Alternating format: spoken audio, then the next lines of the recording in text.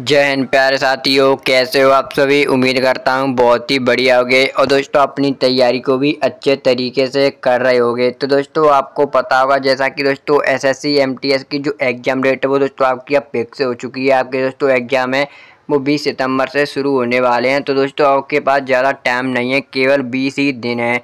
तो दोस्तों इस 20 दिन में आपको रिवीजन है और ज़्यादा से ज़्यादा दोस्तों अपने प्रैक्टिस सेट पर ध्यान देना है। तो दोस्तों मैं आपको इसलिए आज एसएससी एमटीएस से रिलेटिव जीके जीएस के रिपीटेड प्रश्न कराने वाला हूँ दोस्तों, जो हर बार परीक्षा में पूछे जाते हैं। तो दोस्तों आप इस वीडियो को पूरा एंड तक जरूर देखते रहिएगा। तो चलिए दोस्तों बिना किसी देरी के वीडियो को शुरू करते हैं। आपका पहला प्रश्न है, भारत छोड़ो आंदोलन किस वर्ष प्रारंभ हुआ। यानी दोस्तों आपको बताना कि जो भारत छोड़ो आंदोलन है वो किस वर्ष शुरू हुआ था। तो दोस्तों आपका राइट आंसर हो जाएगा ऑप्शन सी, 1942 ईस्वी में भारत छोड़ो आंदोलन शुरू हुआ था, जो दोस्तों महात्मा गांधी जी द्वारा शुरू किया गया था। आपको पता होगा दोस्तों ये प्रश्न आपका एसएससी एमटीएस 2022 की सेकंड शिफ्ट में आया हुआ है। और दोस्तों अगर मैं आपसे बात करूं 1940 में, तो आपको पता होना चाहिए 1940 में आपका दोस्तों अगस्त प्रस्ताव था वो पारित हुआ था। कौन सा दोस्तों? अगस्त प्रस्ताव। अगर दोस्तों वहीं मैं आपसे बात करता हूं 1939 की, तो आपको पता होना चाहिए दोस्तों सुभाष चंद्र बोस ने 1939 में कांग्रेस से अपना इस्तीफा दिया था और फॉरवर्ड ब्लॉक की स्थापना की थी, ये भी आपको पता होना चाहिए। और 1945 में आपको दोस्तों कमेंट करके बताना है कि क्या प्रमुख घटना हुई थी या किसी की स्थापना हुई थी। तो चलिए चलते हैं दोस्तों नेक्स्ट प्रश्न की ओर।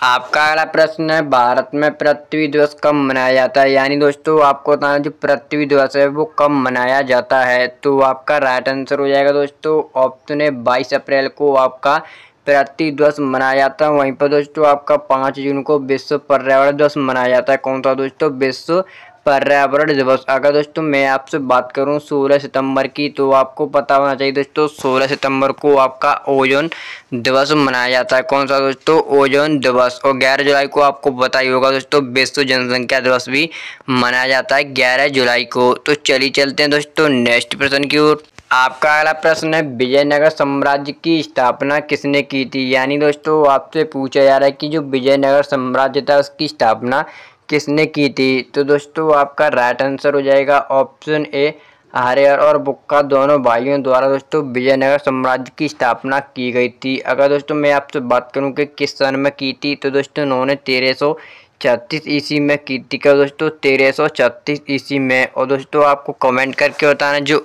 हरिहर और बुक्का दोनों भाई थे वो किस वंश से संबंधित थे, ये आपको दोस्तों कमेंट करके जरूर बताना है। तो चलिए चलते हैं दोस्तों नेक्स्ट प्रश्न की ओर।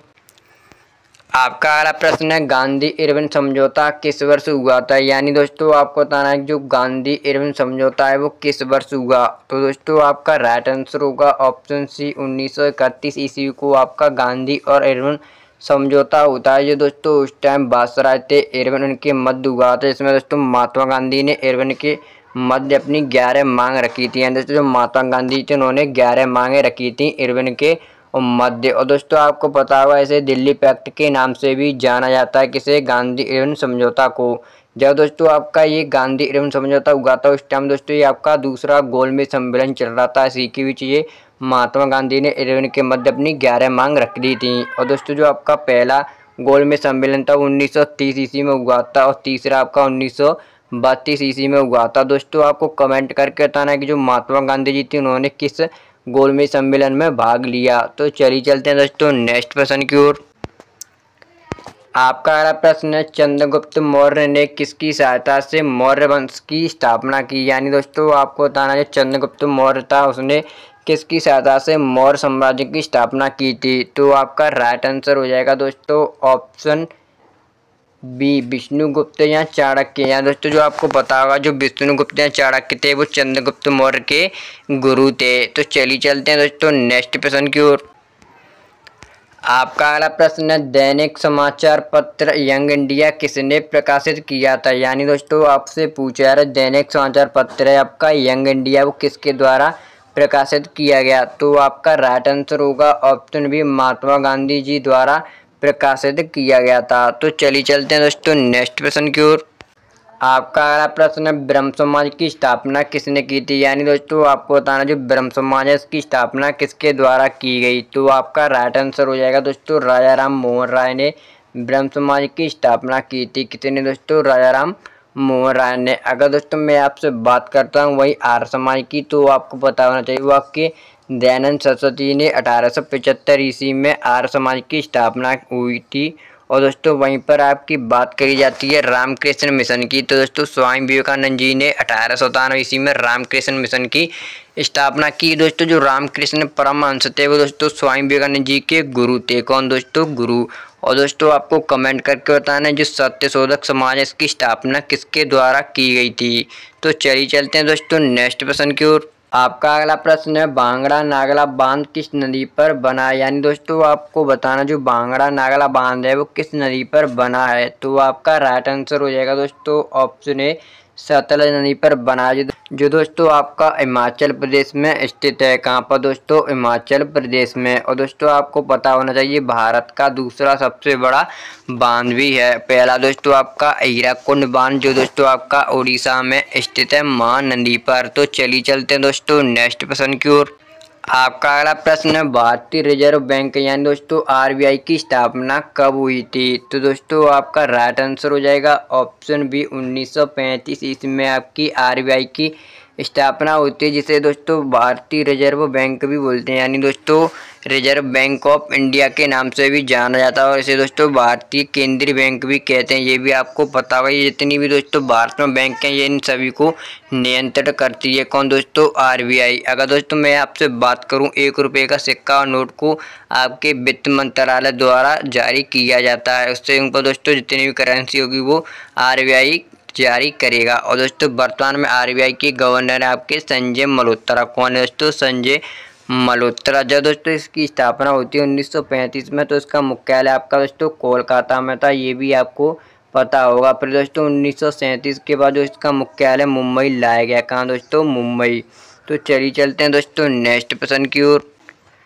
आपका अगला प्रश्न है, वर्नाकुलर प्रेस एक्ट किसके शासनकाल में पास किया गया था। यानी दोस्तों आपको बताना जो वर्नाकुलर प्रेस एक्ट था वो किसके शासनकाल में पास किया गया। तो आपका राइट आंसर हो जाएगा दोस्तों ऑप्शन सी, लॉर्ड रिटन के शासनकाल में ये पास किया गया था। और दोस्तों इसे रद्द लॉर्ड रिपन ने किया था। किसी ने दोस्तों, रिपन द्वारा इसे रद्द किया गया। वहीं दोस्तों मैं आपसे बात करूं लॉर्ड डलहौजी की, तो आपको पता होगा लॉर्ड डलहौजी को भारतीय रेलवे का जनक कहा जाता है, जिन्होंने दोस्तों सर्वप्रथम 1853 ईस्वी में भारत में जो रेल लाइन थी उसकी शुरुआत की थी। जो दोस्तों पहली रेल आपकी 1853 ईस्वी में ही मुंबई से ठाणे तक चली थी, जिसने दोस्तों 34 किलोमीटर की दूरी भी तय की। और दोस्तों लॉर्ड डलहौजी को भारत में डाक सेवा का भी जनक कहा जाता है। क्या डाक सेवा की दोस्तों इन्होंने ही शुरू की थी। और दोस्तों लॉर्ड कर्जन के द्वारा आपको पता होगा 1905 ईस्वी में आपका बंगाल विभाजन हुआ था और बंगाल विभाजन आपका 1911 में रद्द हो गया था। तो चलिए चलते हैं दोस्तों नेक्स्ट प्रश्न की ओर।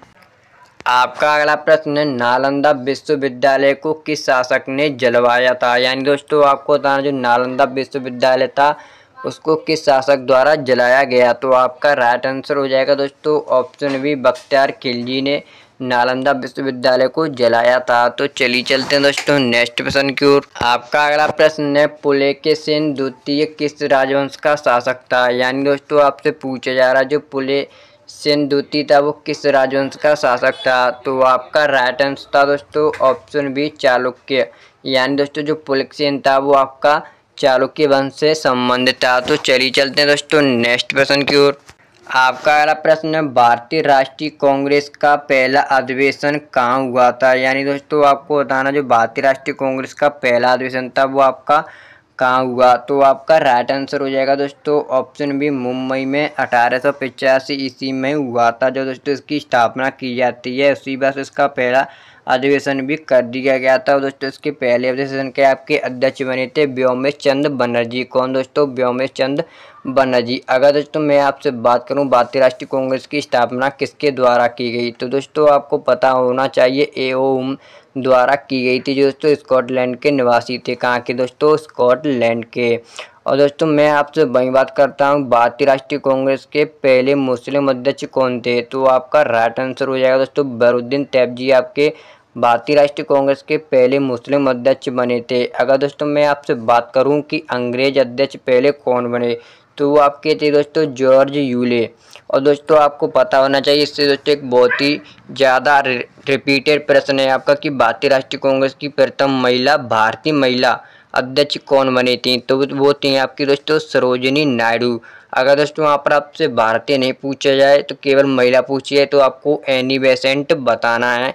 और दोस्तों जो महात्मा गांधी थे उन्होंने केवल 1924 में बेलगांव अधिवेशन में ही भाग लिया था। तो चलिए चलते हैं दोस्तों नेक्स्ट प्रश्न की ओर।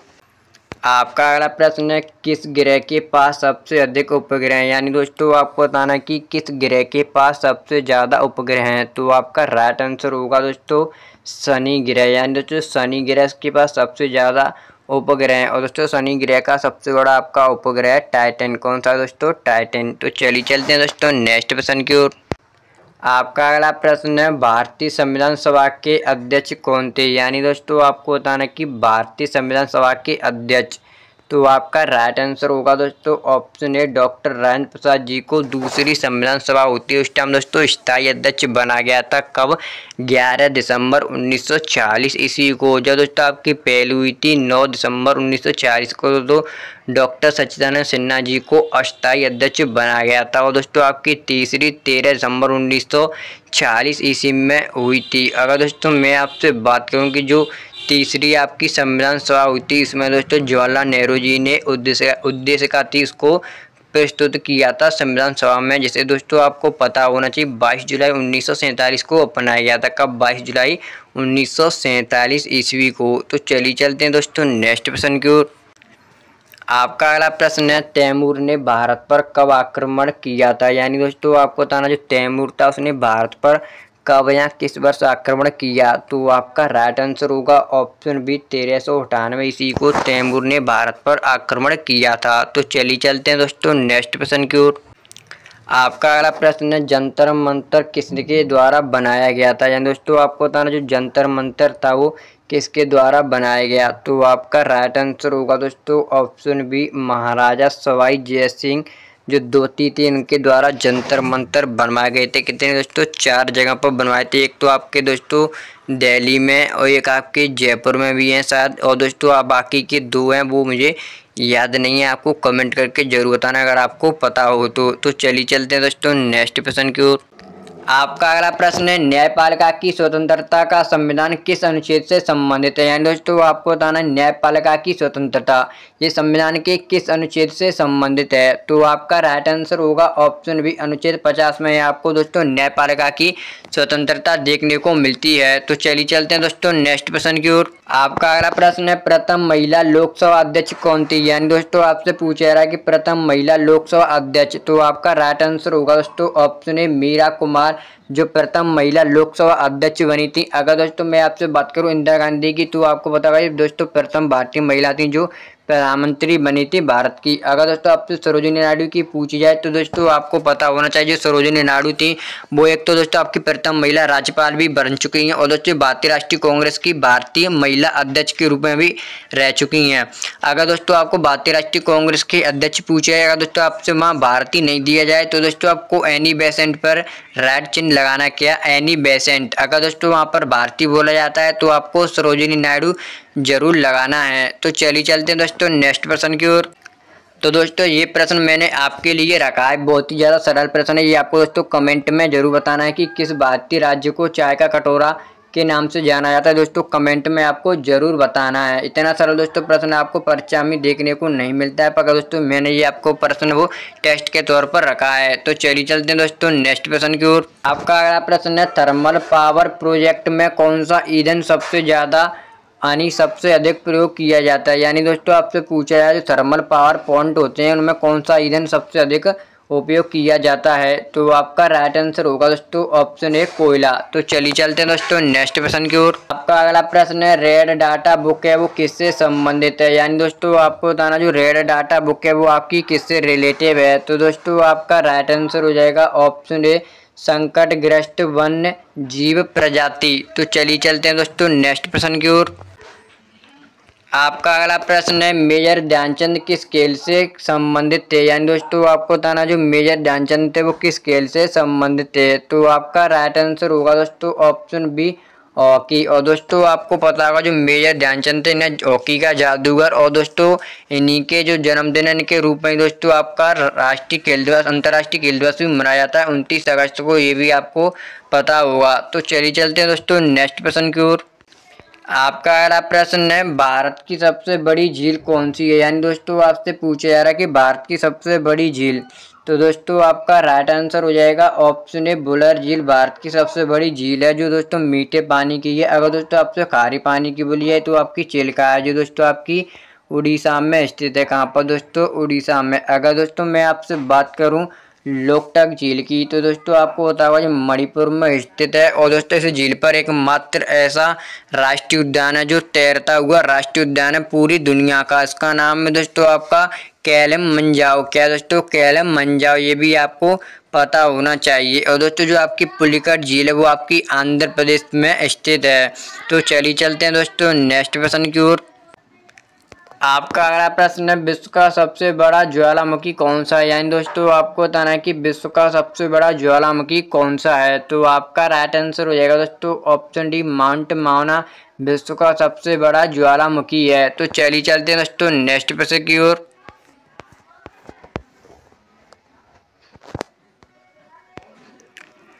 आपका अगला प्रश्न है पंचशील समझौता किन दो देशों के बीच हुआ था। दोस्तों आपसे पूछा रहा है पंचशील समझौता था वो किन दो देशों के बीच हुआ था। तो दोस्तों आपका राइट आंसर हो जाएगा भारत और चीन के बीच में आपका पंचशील समझौता हुआ था। तो दोस्तों जो आज की हमारी वीडियो थी वो यहीं पर समाप्त होती है। अगर आपको वीडियो अच्छी लगी हो तो वीडियो को लाइक चैनल को सब्सक्राइब जरूर कर लेना है। और दोस्तों हमें कमेंट में जरूर बताना है कि आपने इस वीडियो में कितना स्कोर किया है। और दोस्तों अगर आपको इस वीडियो की PDF चाहिए तो हमारे चैनल को जो टेलीग्राम चैनल है उसको ज्वाइन भी जरूर कर लेना है। तो चलिए दोस्तों मिलते हैं नेक्स्ट वीडियो में। जय हिंद जय भारत।